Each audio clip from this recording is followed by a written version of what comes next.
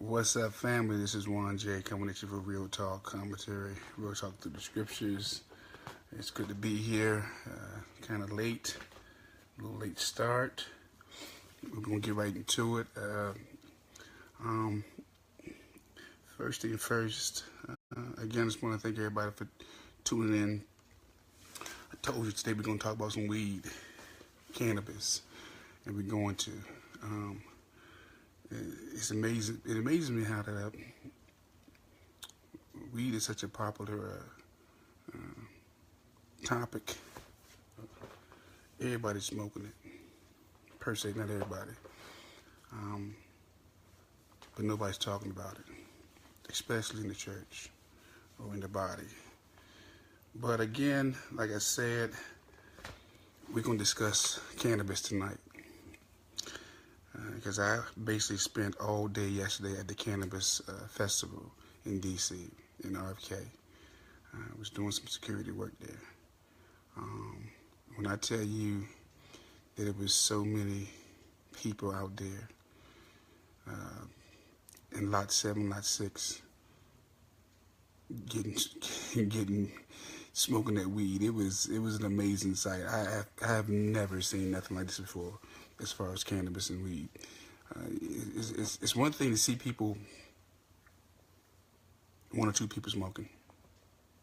It's one thing to see maybe 5 or 10 people smoking. And it's one thing to be in a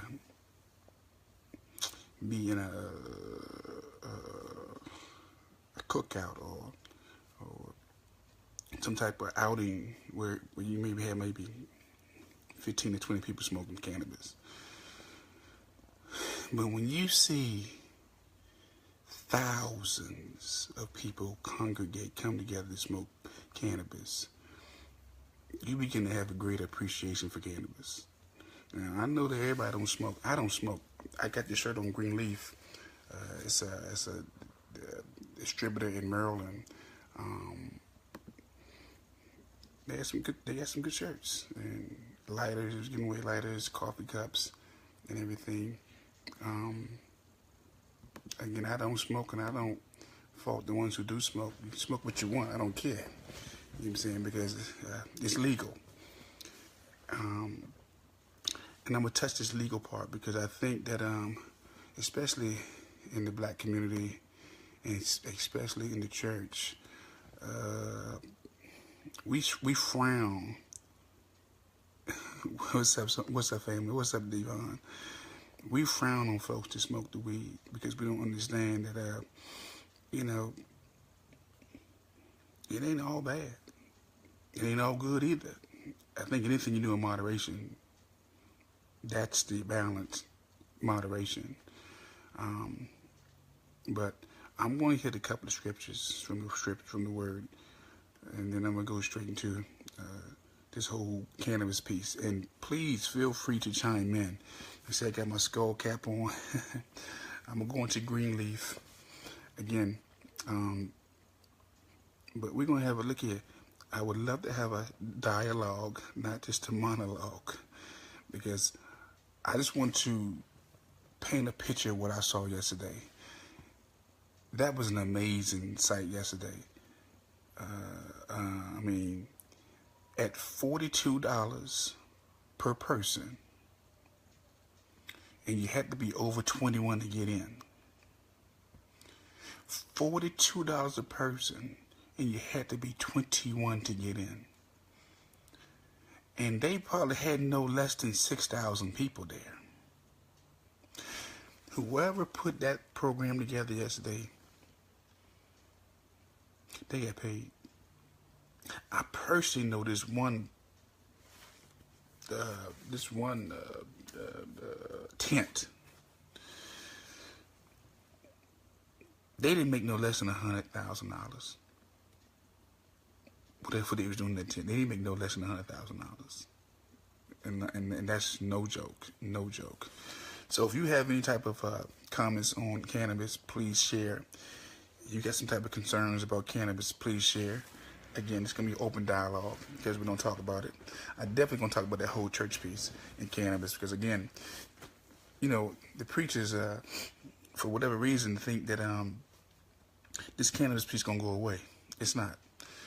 It's gonna be here to stay, and a lot of our youngins, a lot of our older people are smoking that cannabis. They on that weed hard. I mean, I saw one group, they had about 150 different strains. Me coming up in the 80s, you maybe had some Black Boat, some Red Boat, Sass, I don't know, different types, but we didn't have no 150 different strains of weed. Anyway, let me deal with a couple of scriptures. There's one I want to deal with in Revelations, because a lot of people, especially in the church, they tell you, you know what, we ain't supposed to be spoken. Okay. Go to Revelation 22 and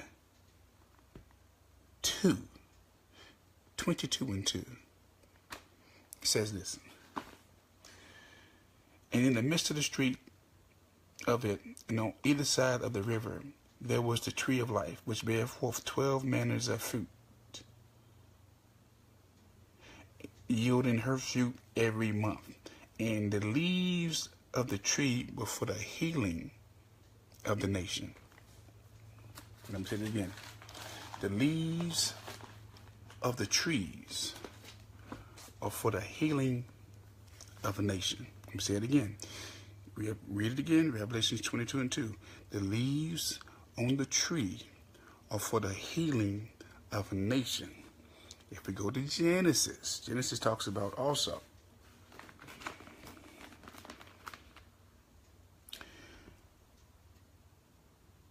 Okay, Genesis 1:11. And God said, let the earth bring forth grass, the herbs yielding seeds, and the fruit tree yielding fruit after its kind.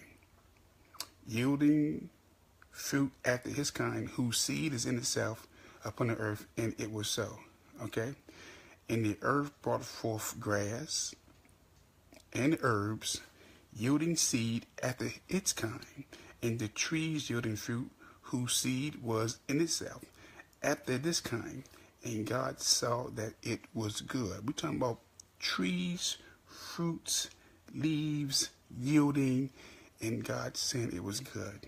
Okay? My question is this.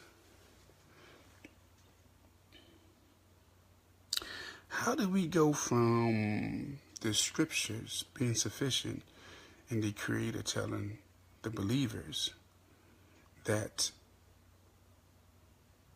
it was good?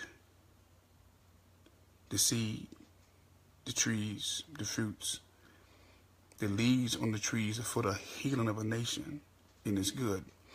And then we allow this WMD culture tell us it ain't good. Think about that. Because I'm going to go somewhere tonight. You know, when you watch this, when you study white male dominant culture, which I call WMD society, or WMD culture, they always try to play some type of tricks on you.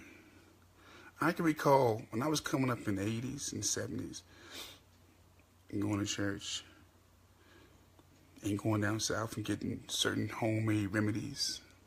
What's up, Will? What's up, George, and all those who's watching. I can recall that the concoctions that was passed down to our forefathers, to our mothers and daughters and brothers and sisters, white male dominant culture called that voodoo.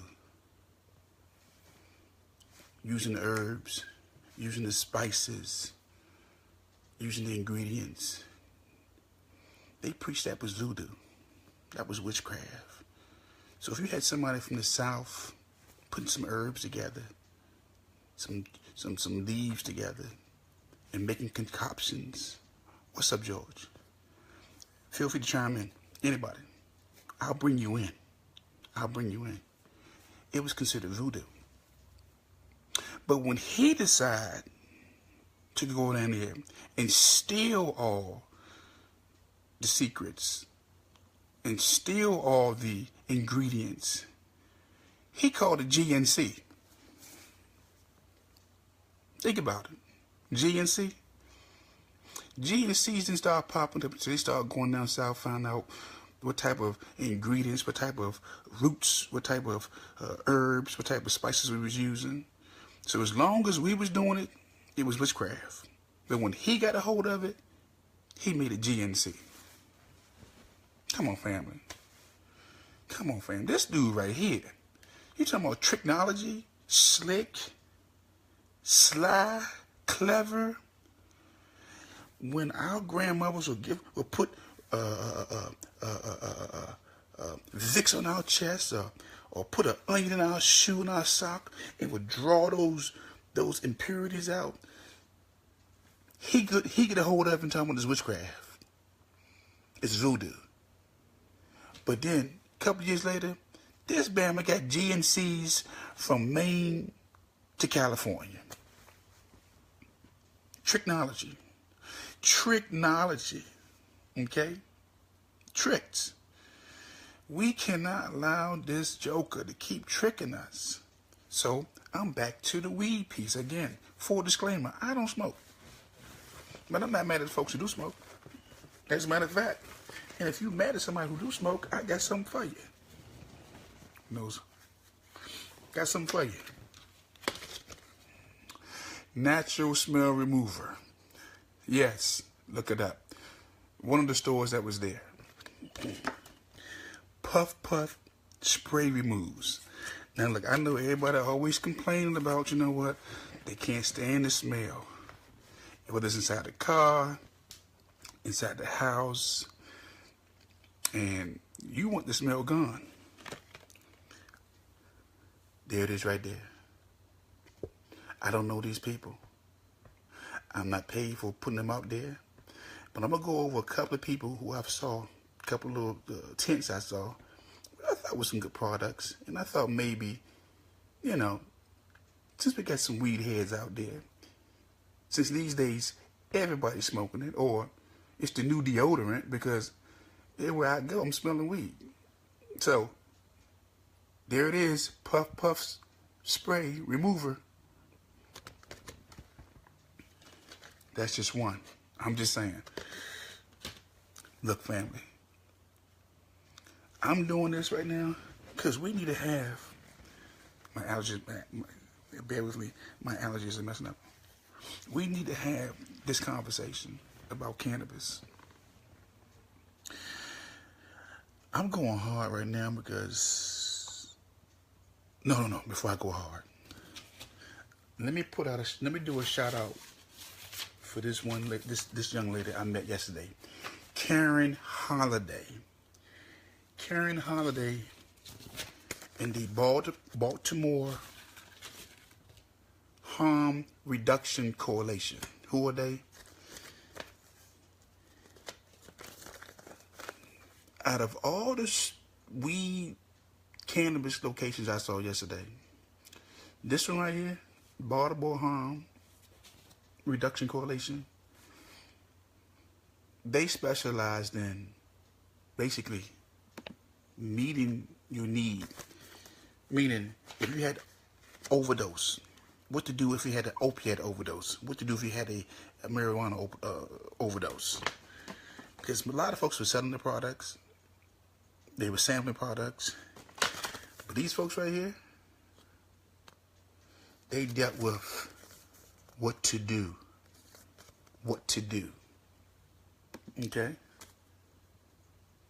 911.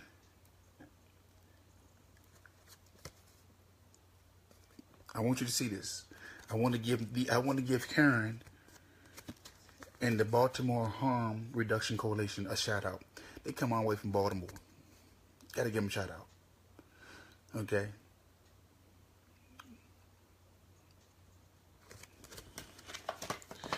Because we had a couple of folks we had some overdoses out there.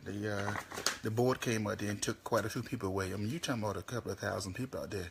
For the few that was taken away, that wasn't a bad number.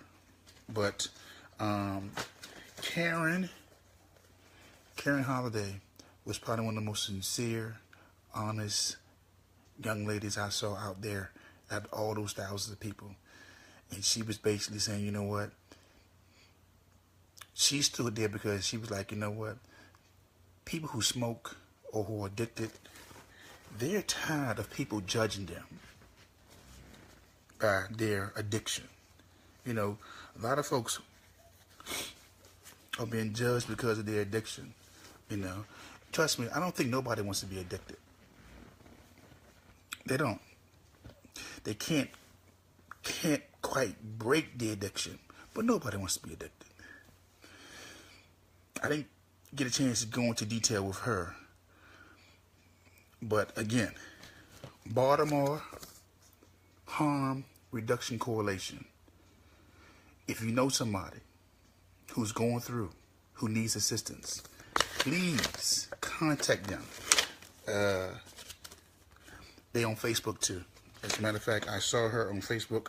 Contact number 443-418-6614. Again, 443-418-6614.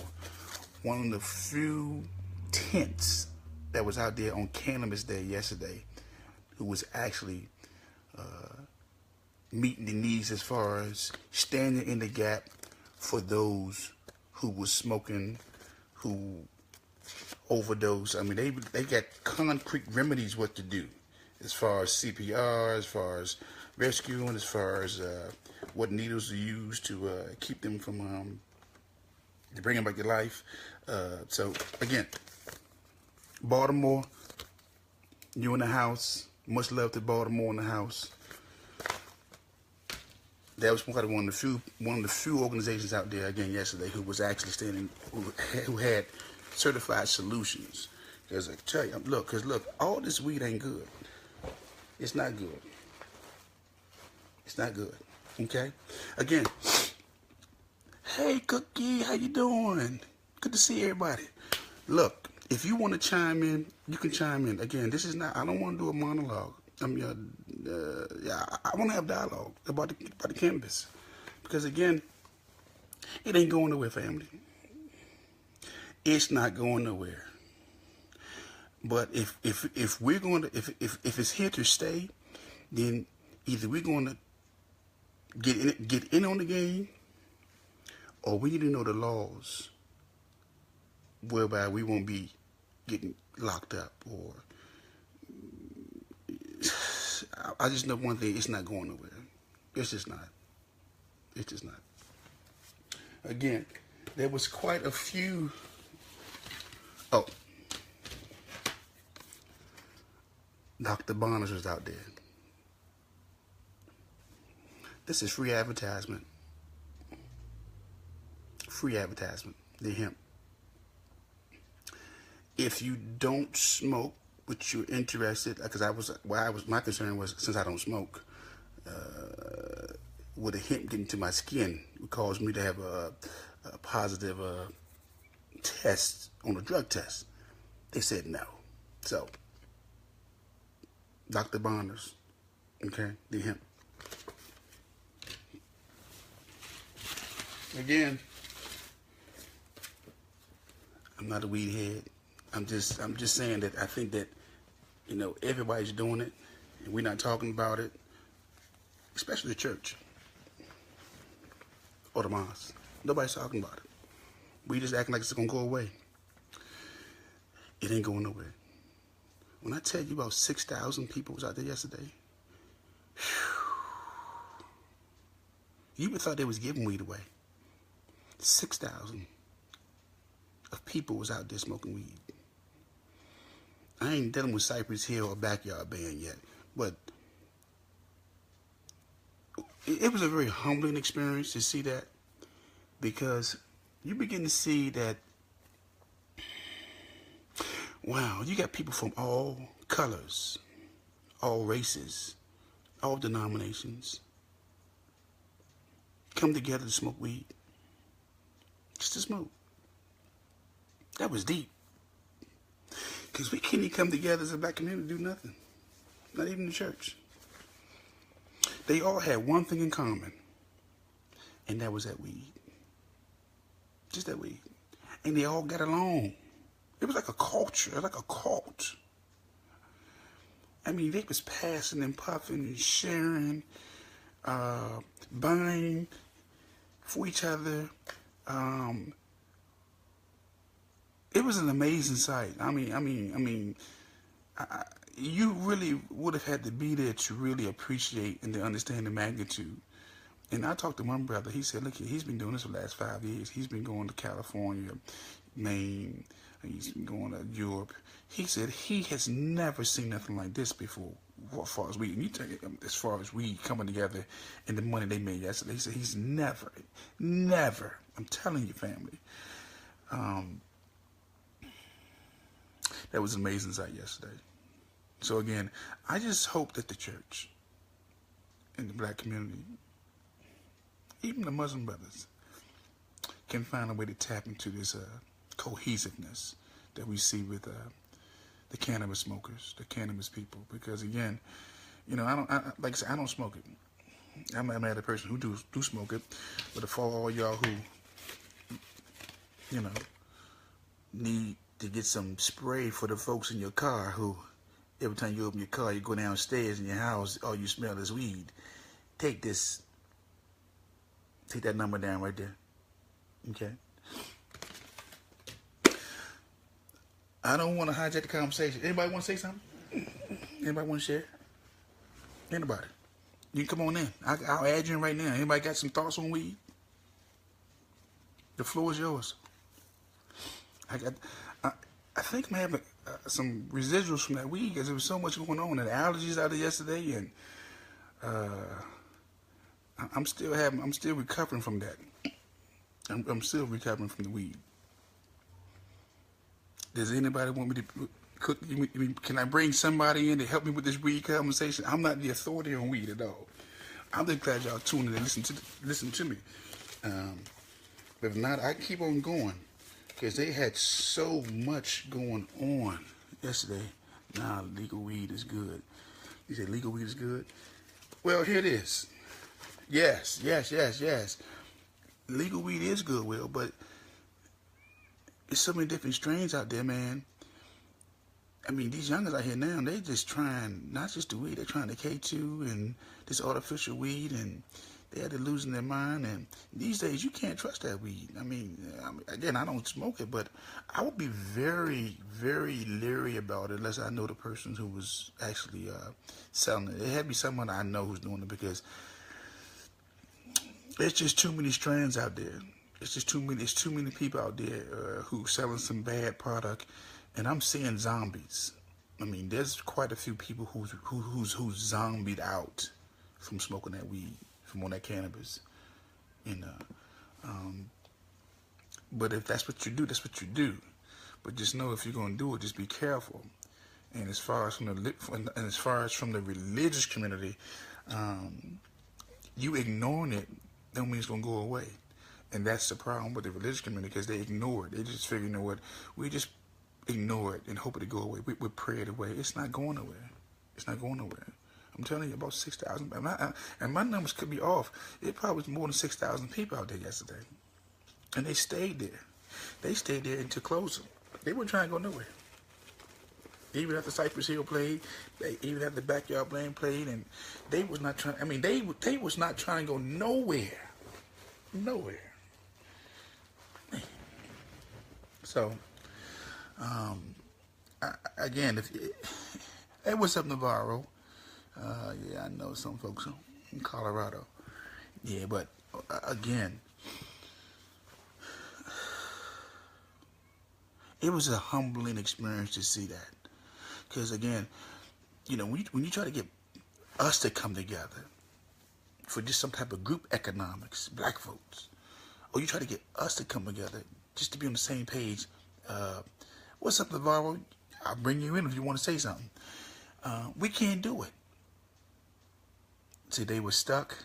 Who was stuck, George? Who was stuck? We won't do it. We won't do it. And again, I mean, our youngins, man, a lot of our youngins is on it hard. On it hard. Look, I've did it back in my day. Don't do it. Probably since the 80s. You know. I had my little trial and error with it. And then I got this government jobs. And they ain't going for it. You know. So, again, what about team stocks? Team stocks? Are you talking about the stock program? You talking about stock on weed? I'll say this. I know one thing. I talked to one business out here. I think it was this one right here.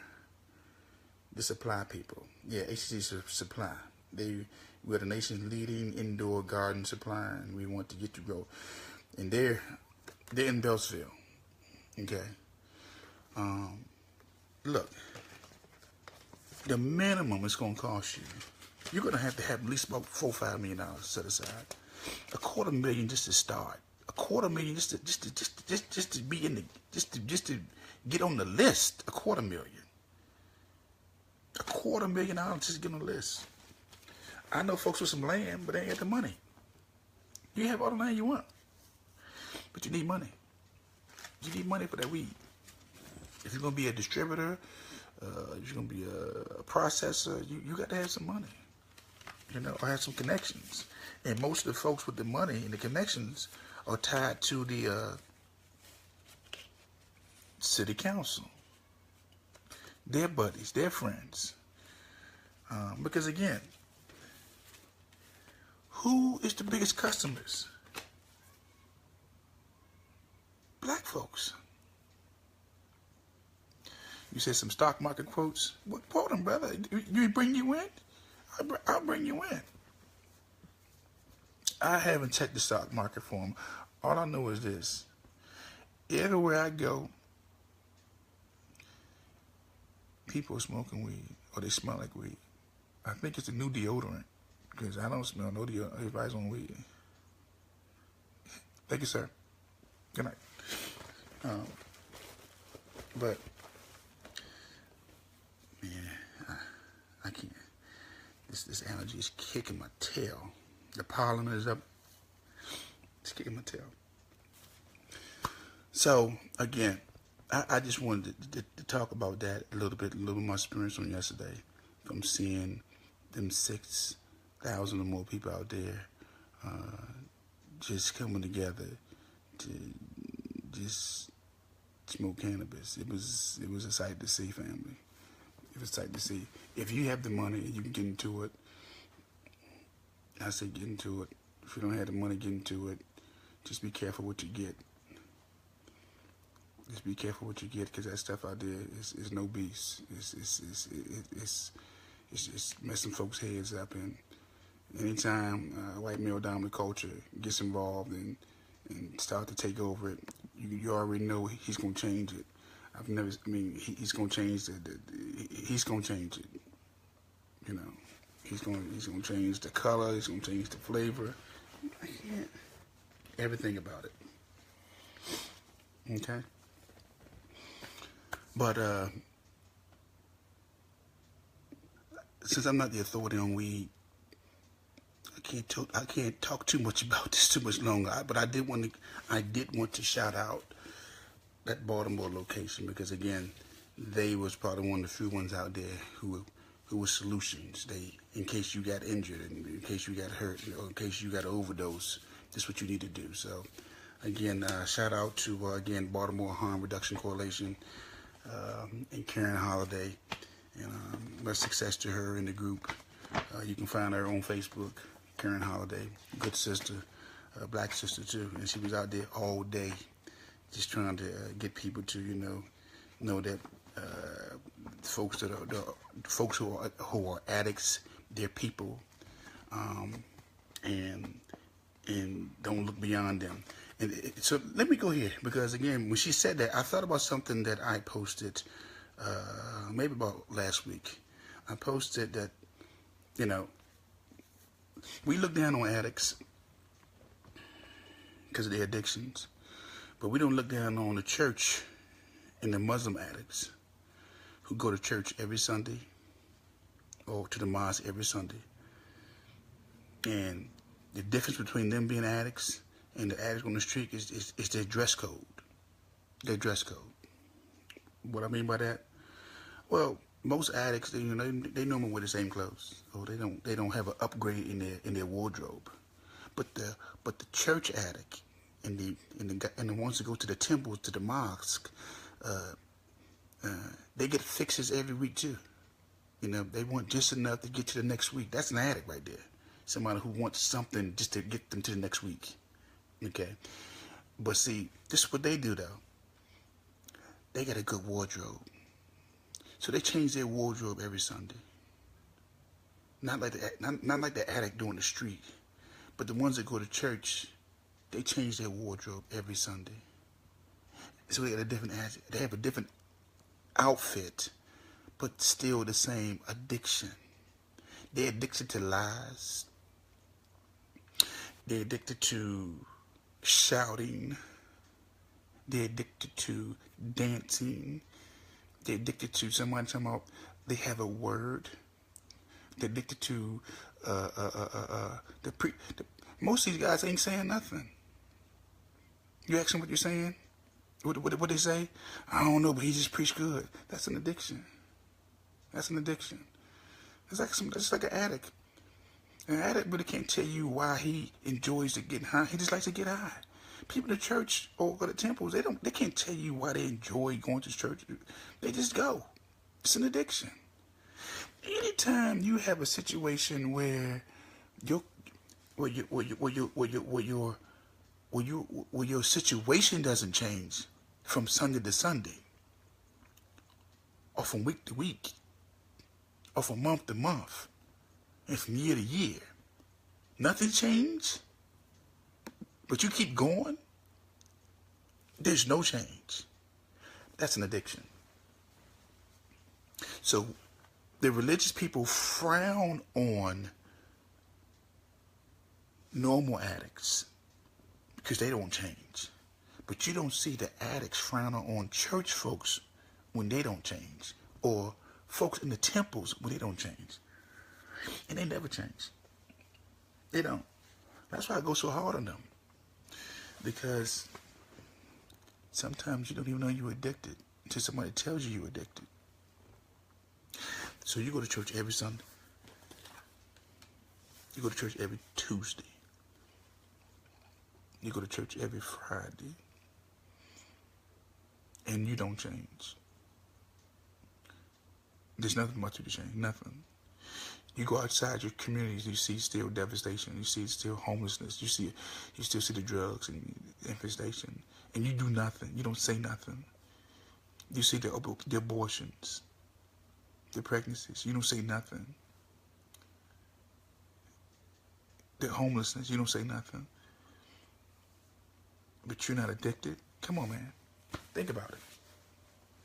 Just think about it. Is the body of Christ, is black folks addicted? Remember this book that somebody just wrote, Addicted to White. You're addicted. Don't even know it. So again, I just, like I said, I don't have time to condemn those that are smoking the weed. It's legal in certain states. And as we've been taught in the scriptures, to obey the laws of the land. If the land said that weed is legal, then you smoke it. Ain't no problem with it. Okay? For those who still in the time zone, who feel as though that it's against the commandments of God not to do it, well, again, these same people who talk about it's against the commandment, they don't say nothing about abortion. They say nothing about homosexuality. Or they all on board with this genderless culture. They all on board. I'm talking about preachers. Ain't my nose. I'm talking about preachers. But they're the loudest ones talking about marijuana. The loudest ones. They ain't got nothing good about. Don't have nothing good to say about cannabis, marijuana. I'm about to sneeze. Hold on, Lord, keep doing this. Again, so I just want to touch that. Again, I'm not the authority on it. But I think that as a community, we need to talk about it because it's not going nowhere. And just because you don't smoke it, you've never smoked it, and you refuse to smoke it, it's not going nowhere. Our children smoke it. I know folks right now who have pains in their bodies, and they have to smoke it to deal with the pain in the body. Okay. Then you got folks who, who just purists, just call on the Lord, and they don't believe in that at all. Okay. Well, I don't think they go into hell if they smoke some weed. If you can show them in the scripture, they go into hell for smoking some weed. Then show me. Other than that, leave the weed smokers alone. Leave them alone. Okay. Just leave them alone. Especially you folks in the church who claim to be righteous, but you won't even touch the system of white supremacy or white male domination. But you got everything to say about what somebody's smoking and who somebody having sex with and all the other gossip is in the church. We got bigger issues than weed. Although that loud is loud, I give them that. I say I don't smoke it. Bless you, Brother George. Like I said, I'm willing to bring anybody on. You want to come on? Come on. Look at the contradiction. Watch this. It's legal, right? Weed is legal in certain states, right? Even in D.C., it's legal. But they still have little check marks on your application that you smoke. I mean, it doesn't make sense to me. I know what they're doing. They're still trying to target black folks. Basically, you don't want black folks to have a job. So, ask them to smoke. But now, with gentrification, which is moving black folks out of the area, they, it's kind of hard to get around that. It's very hard to get around that. So, I think that's my weed. That's my weed conversation with tonight. Again, I did mention a couple of little places you can contact. Like I said, I ain't plugged them all in because I don't know them all. But I just wanted to let you know that what I saw yesterday was amazing. I've never seen that many people in one location smoking weed, and they was calm, they was cool. I mean, there was no fights. They was really, really, really very orderly, very nice people. I would dare say better than some of these church folks I've been around. That's why it's so hard for one of us to open up the distillery. It's very hard. I talked to the brother who has a store in Beltsville, and this one right here, this supply in Beltsville, and he has land, but you're gonna need about a couple $1 million. I mean, the 250 just to get you, the 250 just get you on a list. That just gets you on a list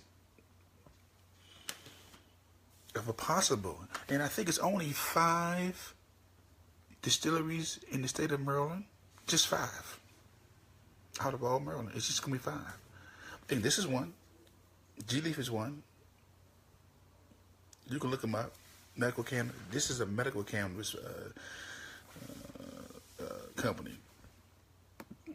Again, I'm not getting paid for this.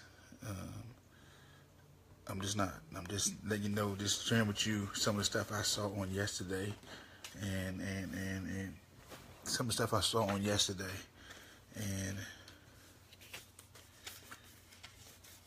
the ACLU was out there with Know Your Rights, know your rights. Okay? Many folks don't know their rights when it comes down to that weed. So again, I think unless somebody wants to come in and talk with me, if you was there on yesterday, come on board. Like I said, I mean, again, we don't have these type of conversations about weed. You know, I know a lot of folks. Oh, I'm gonna plug this place right here. This place, this people right here was selling these bottles of water for $20 a bottle. No THC. No THC in it, but $20 a bottle. I don't know them, but then as time went by, they dropped it to $10.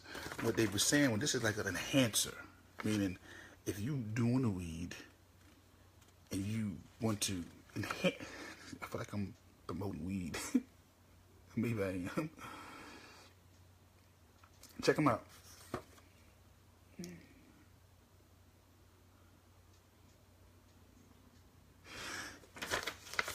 Yeah, I think a lot of folks a lot of folks are trying to capitalize on the hemp and the weed. Again, this is I want to draw the line with the weed piece because I think about all the hundreds, all the thousands of brothers and sisters who's locked up, who was locked up under the 3-strike rules. Okay, we got a lot of folks in jail probably still for some weed from back in the 90s. The 3-strike rule. And I think if they're going to open up these distilleries and be able to have these farms, they need to let the brothers out of jail who had the weed charges. You need to free them. That's my saying, from California to Maine. If white boys are going to benefit from the weed, then let the brothers out with these 3 strikes or these 2 strikes who's still locked up for an ounce. Come on. I mean, but when you live inside a white male dominant society who's not fair, who's not honest, you know, I mean, come on. Free the brothers. They need to free us. Let them out of jail. Okay? Y'all please bear with me. I'm still trying to, I'm dripping and draining. The pollen is on fleek. You know, let them out of jail, please. You know? Call your congressman, call your senator. If they're going to start putting these distilleries and farms in your state, in your county, then we need to let the brothers out of jail. Free the brothers. Free all the brothers and sisters who locked up for cannabis. It just makes sense to me. Why keep them still in jail and then white folks can just benefit off the cannabis? It doesn't make sense to me. It doesn't. Okay? It just doesn't. But the scripture says this, and I'm going to go this again. The leaves on the trees are for the healing of a nation. But if you had weed charges, they won't allow you to grow. That's a contradiction too. See what I'm saying? Yeah, if you had the charge, you can't grow. They need to change the laws. You know, they locked up. Hello, Mr. Hanson, man. Do you want to do your best to talk much love? Thank you, Auntie. Thank you, Auntie. Thank you, Auntie. I think we need to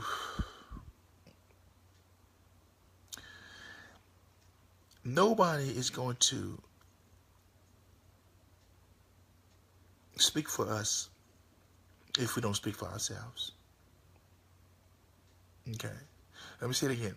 Nobody is going to speak for us if we don't speak for ourselves. Let me say this again. Nobody is going to speak for us if we don't speak for ourselves. These are our children that's in jail.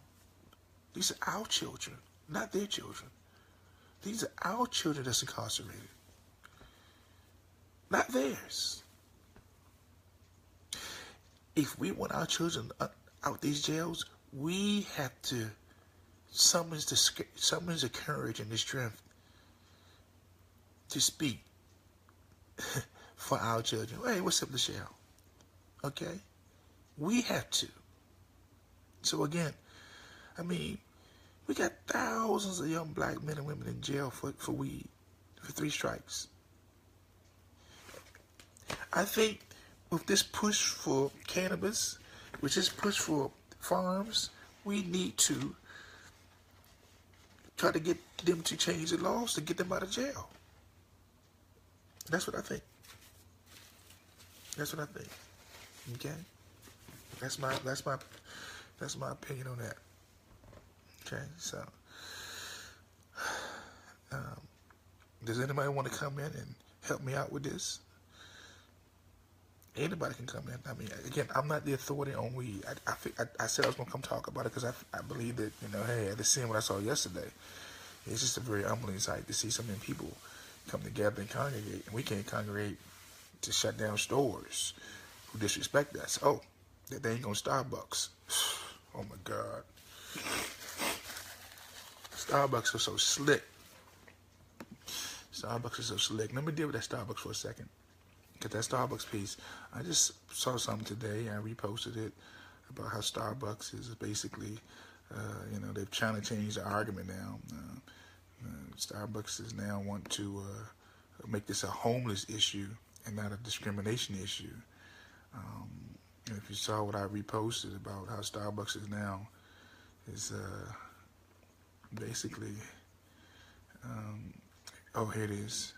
Starbucks understands our home is your home. We need to offer access to restrooms, facilities, changing stations, into Wi-Fi. We're committed to ending homelessness. Starbucks, they got so slick now, and I call them Starduck. They ain't Starbucks no more. They Starduck. They ducking the issues now. They want to make the issue now a homeless issue. Those guys didn't get put out the store for being homeless. They got put out the store for being profiled, for being discriminated. And now Starbucks trying to change the argument. That's why I tell y'all, look here, man. The Creator is all wise, all knowing, all omnipotent. He knows exactly what he's doing. Trust me. We don't understand everything. I don't understand everything. But I trust that the Creator knows what he's doing. And with that said,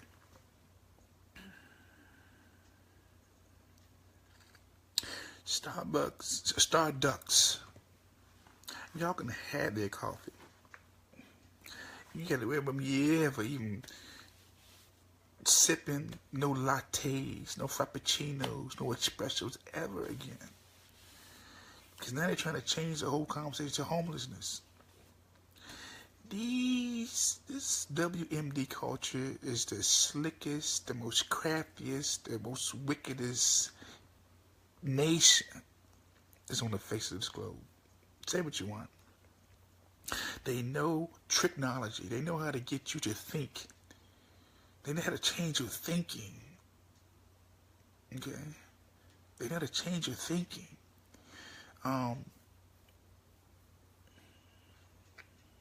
When I saw that little, they got like a little picture. If you go to my page, you see it's a handshake. It's a black and a white man handshaking, right? And it says, "Our home is your home. We now offer access to restrooms, facilities, charging stations, and to all Wi-Fi." And then right underneath that, we're committed to end homelessness. This was not a homelessness problem. Y'all can have Starducks. They duck issues. Y'all can have them. Ain't no latte. Ain't no frappuccino. Ain't no espresso worth my integrity. Worth my justice. Matter of fact, while you're going there, just tell them to add it. Just sprinkle some justice on top of it. Sprinkle a little fairness on top of your next drink. You know. Just sprinkle some justice. They ain't right. I'd rather go 7-Eleven. You know. Or Wawa. If you're on the East Coast. Okay? Y'all bear with me. So again, if anybody wants to come in, I'll bring you in right now. I'll add you in right now. Like I said, I don't want to tell you. I just wanted to talk about the cannabis experience that I saw on yesterday. I just wish, what was going on through my mind was, man, if the body of Christ, of black people could come together like folks do for cannabis, we'd be an unstoppable force in the earth. I mean, they were centralized. They came together for one purpose, and that was to smoke.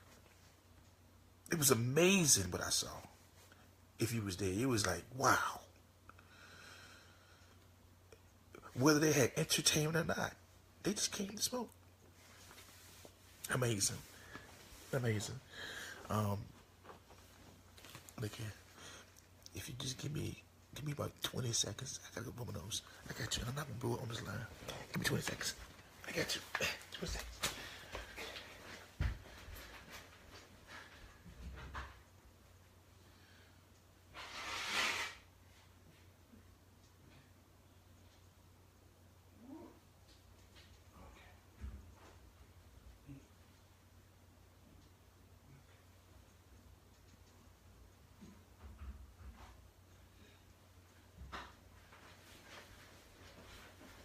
Okay.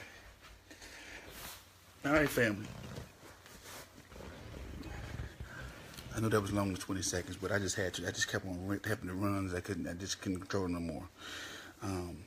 So look, again, that's my cannabis spill. That's my cannabis spill. If anybody wants to get in on it, they can say something right now. If not, I can move on to something else. We can talk about something else. Oh.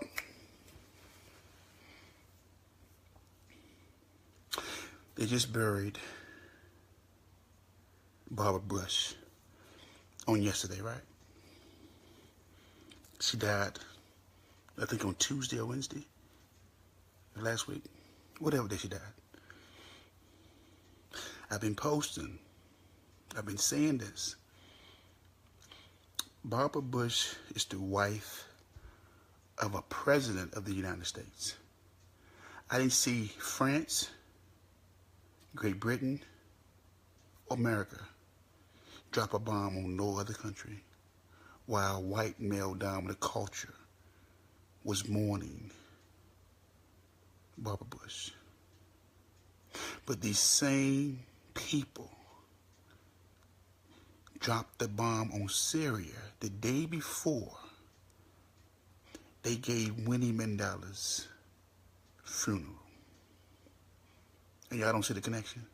Y'all don't see the disrespect for Winnie? Winnie was married to Nelson Mandela. Now, on the scale, like I said, Nelson was a president of South Africa. George Bush was a president of America. His wife, George Bush's wife, Barbara, just passed. Winnie just had a funeral last week. Them jokers could not wait.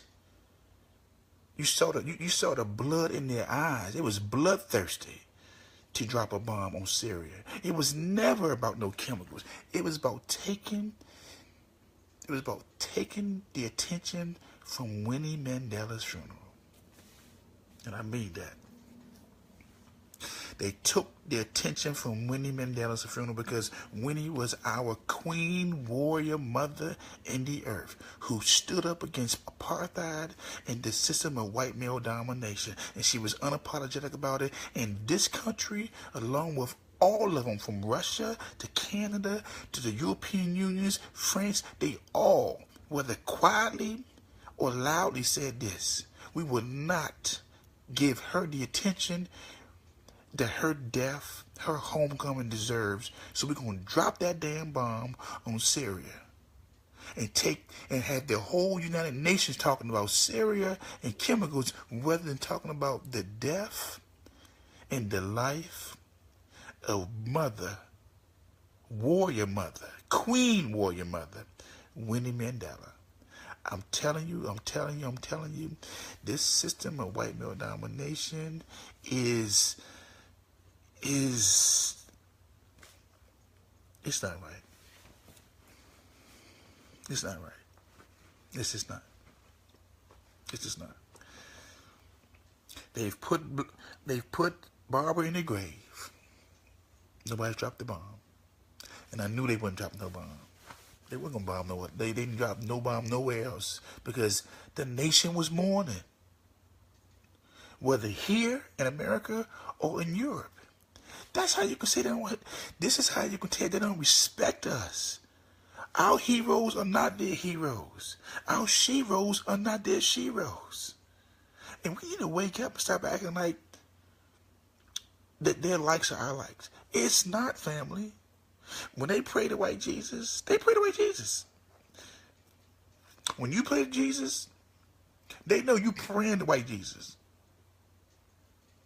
Let's be honest. Let's be honest. Now look, everybody know I'm a Jesus person to the core. But when I close my eyes, I see a blacker than 1,000 midnights. I see eyes red like 1,000 coals of fire. I see a hair like 10,000 wolves of lamb grazing. I see, when I hear his voice, it's like the voice of 1,000 F-16 jets come on at the same time. You hear him when you hear him fly over you. Whoo! That's what I hear. That's what I see.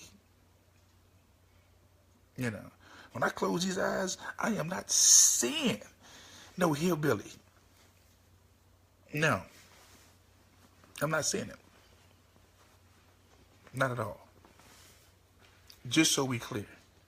I'm saying, like my man Barashungo said, I'm saying Jerusalem Slim, who had all the females, who loved them, you know, who was one of the coolest revolutionaries you're going to ever see or read about. Again, I'm going to say it again, you don't kill somebody meek and weak, you kill revolutionaries. Facts. Okay?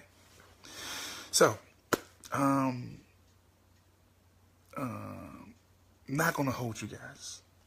I want to thank you for tuning in. If anybody has anything they want to share, they can share it right now. Again, this is a spot in Maryland that's a distribution center for cannabis. And they gave me the shirt, so. And I'm not mad at cannabis users. And I think if you're a believer, if you're in the black community, you know, we don't get mad because they smoke weed. We just say, can you not smoke so much all day long? It's just a distraction. King David is his distraction. Bombs and war is just propaganda. It is to distract. Bobby Hemmett teaches that is true, brother. It's all distractions. Yeah, I think when you look at the bigger, let me say something. We have some real good teachers that still living, that have passed away. And they've broken this thing down. Our problem is this.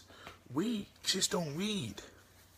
Dr. Wilson said so eloquently, turn your TV off and read a book. We don't read.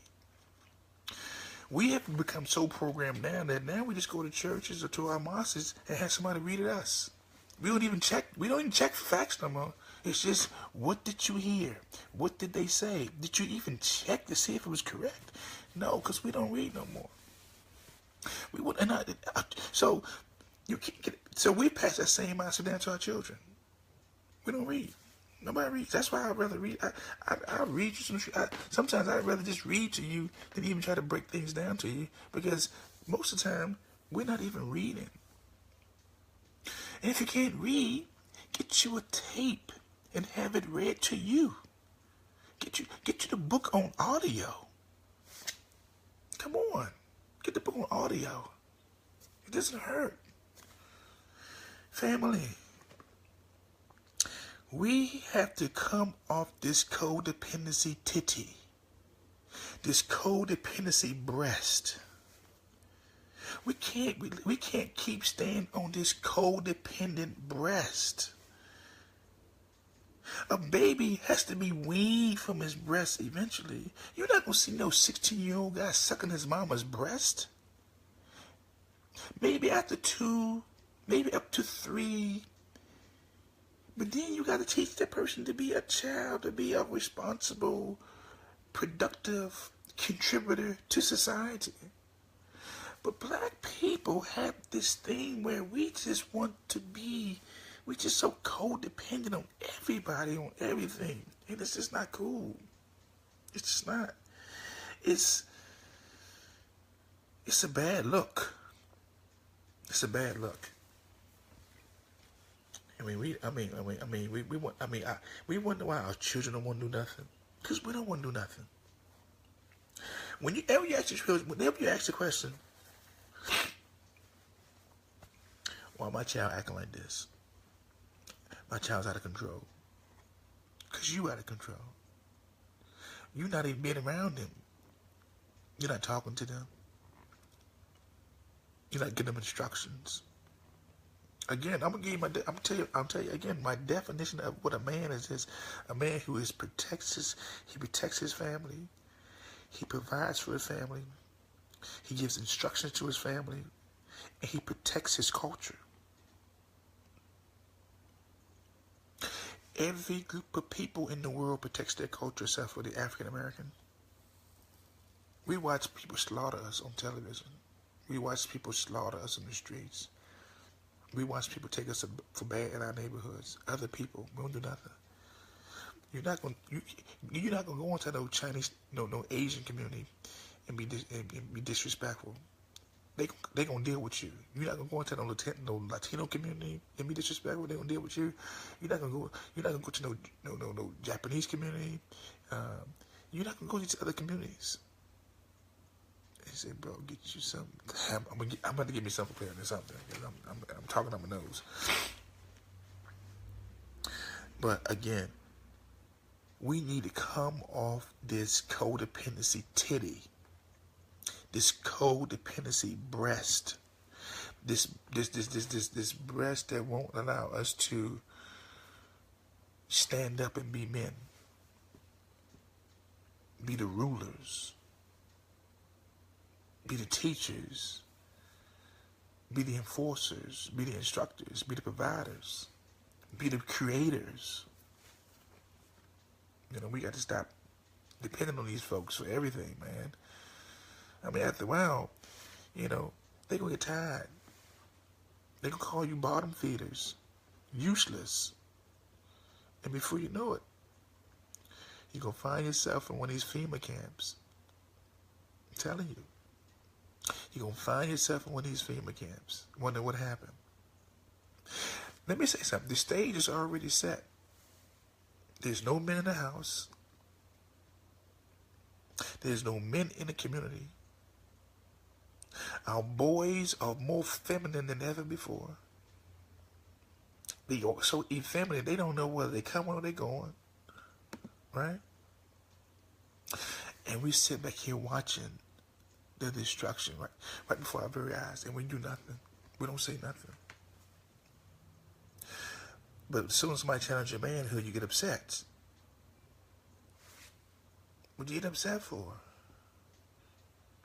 What's it to get upset for? Look at the boys in our community right now. Just look at the boys. Just look at them. Look at the young men 13 to 21 right now. Half them gone. They don't know if they're gay. They don't know if they're girls or boys. And they're so weak. You can smell the weakness. The fear. You can smell it. Come on. Let's be honest. I got 2 daughters. I'm concerned. They won't be. I'm concerned they may not be able to find no strong guys out here who's mentally sound. There's the men are not giving. They're not passing on the instructions to the children. The most powerful union is a man and his woman. Yeah, like we said, like Trump sending out the contaminated food boxes for a SNAP. Joe, all I'm saying is they are doing what we allowed them to do. They are doing what we allowed them to do. We've been here so long now that we're so used to people just dogging us out. It's becoming normal now. It is not normal to be disrespected. We're the most oppressed people on this earth. But we make oppression look good. The black man in America is the most oppressed people in the world. But because we have some shiny cars and some clothes, we make our oppression look good. Everybody know that they watch television. If they're watching what we're watching, they see we've been slaughtered in the street by police officers and we don't do nothing but raise our hand. They showing our women with their asses out and titties exposed and promoting just hyposexual women. They showing nothing but gay guys on television and we don't say nothing. Come on. We're being set up for destruction. We're being set up for extermination before the whole world. And nobody's saying nothing. We're not saying nothing. It's like we say this, it ain't happening to me. Not my house.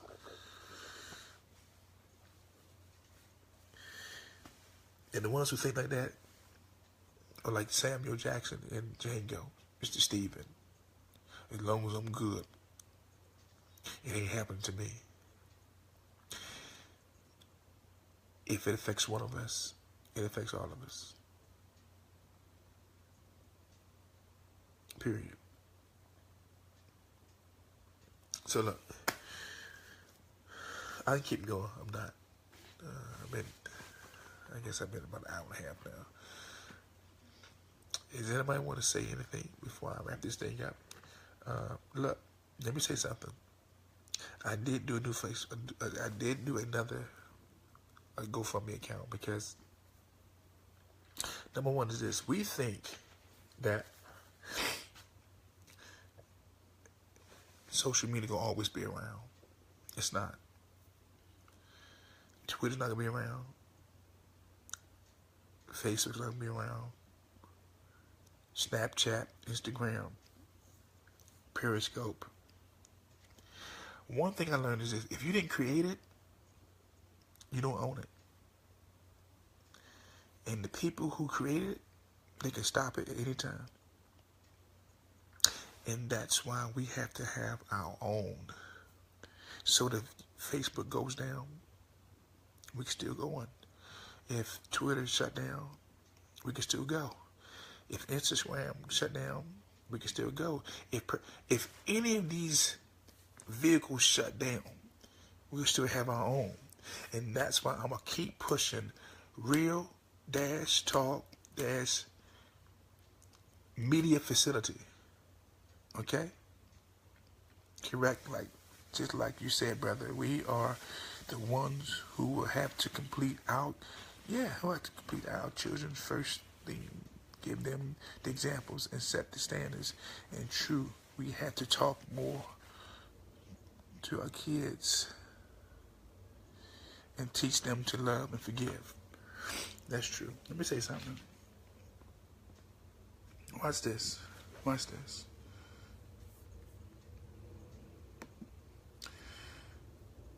There was a union. There was a couple in the Bible, right? Who had a son. Right? And they worked together. They worked together to put some stuff into their son that nobody could take out. Okay? And who was that? Aaron and Jochebed.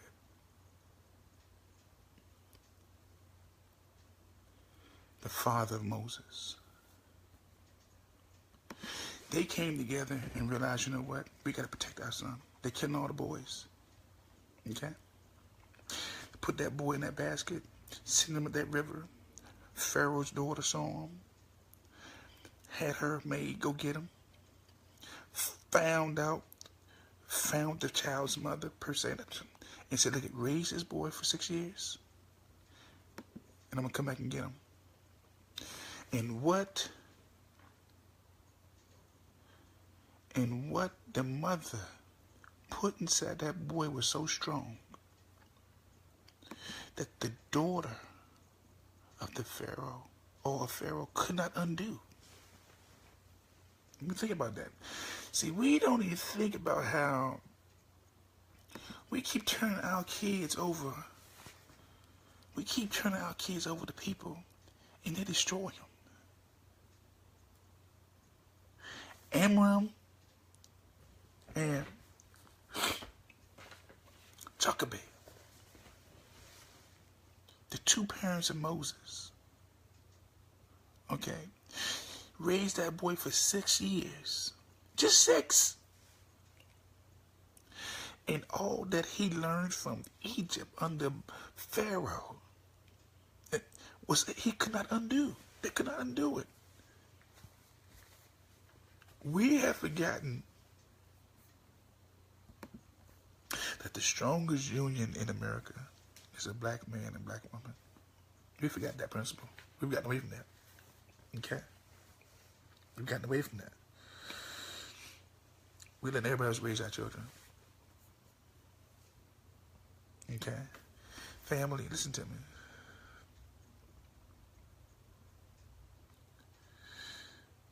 Don't fall for this, I can do this by myself thing. Don't fall for that. Don't fall for that. I don't need no man. I don't need no woman. Don't fall for that. It's the biggest lie ever told. A child needs a mother and a father. Just read the story. Read the Moses story.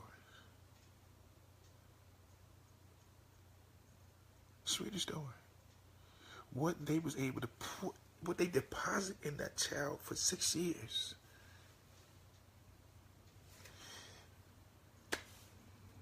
Pharaoh could undo.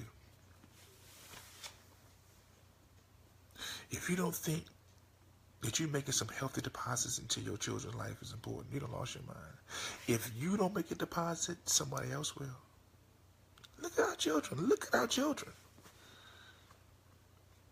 Girls are posting up want to fight boys. The boys don't even want the girls no more. The disrespect is on an all-time high. I mean, just disrespect. See guys out here shooting folks in the head for the fun of it. Just because they want to hear the sound of somebody's head pop. Our daughters out here just having sex with people who, you know, don't even care nothing about them. Come on, family. Come on. Come on. And we good with that? We good with that? Yo, we good with that? Is that how our parents raised us? I can recall when I was coming up, my mother made me go to church. If they didn't go, they sent me to church. You going. You going. They may not have had all the skills, but they sent you to the religious institution, whether it was a mosque, a temple, or church. You had to go. We had a generation who don't want no parts of religion or belief system. They believe in themselves. Ain't nothing wrong with that. Ain't nothing wrong with that. But you got to know you ain't make you. It's got to be a source, a higher power than you. I'm just saying. Again, so I'm not going to hold you guys too much longer. I thank you guys for tuning in. Go to, like I said, GoFundMe.com/real-talk media facility. You'll see it. You won't see a picture of me. You'll see a picture of some books, radio, but you see my little paragraph of what I wrote. Because I'm telling you right now, Facebook is not going to be here forever. Twitter is not going to be here forever. YouTube is not going to be here forever. Periscope, Instagram, InstaChat, they're not going to be here. As they came in, they're going to be able to leave. And we better have something in place that when these companies shut down, we better have something in place that we still can be able to connect and communicate. We have to look beyond our present situation and look to the future. I mean that. So look, you believe what I'm doing. You support it. Help me out. Help me build this 24 hours, 7 day a week facility that talks about us, our thoughts, our voices, our concerns, our people, unapologetic about it. You know you're not getting this in your churches or in your community. We don't talk about nothing. We talk about what we say, what's up? Everybody say what's up? What's up? Because you don't know what's up. You don't know what's going on. We don't talk. We react. We're good at reacting. So again, I'm going to shut this thing down because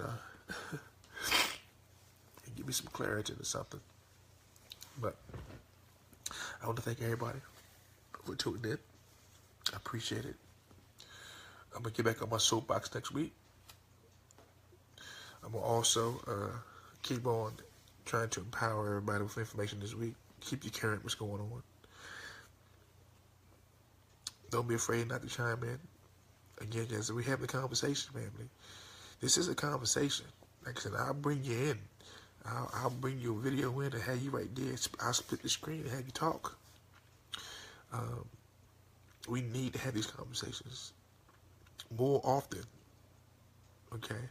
So again, I want to thank everybody for tuning in. You could be anywhere, but you're here, and I do appreciate. I purposely wrote this and this because I knew it would turn off some.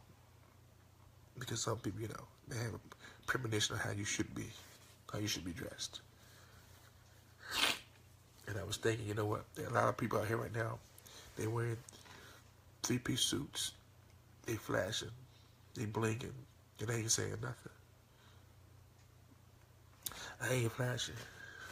I ain't blinking. But I'm saying something. It's not always the flash and the bling. It's what are they saying? Is it relevant? Is it helping you out?